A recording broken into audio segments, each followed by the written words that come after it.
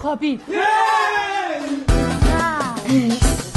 جاری جونم بیا یه دقیقه بشینیم، تایتانیکو گرفتیم که ببینیم. آقا آیدین بخوابه که دیگه دیره. تایتانیک همونه که جک میمیره. جاری جونم آخ جونم مرض دردت به جونم، بی کنار بذار ببینیم. جاری جونم جاری جونم.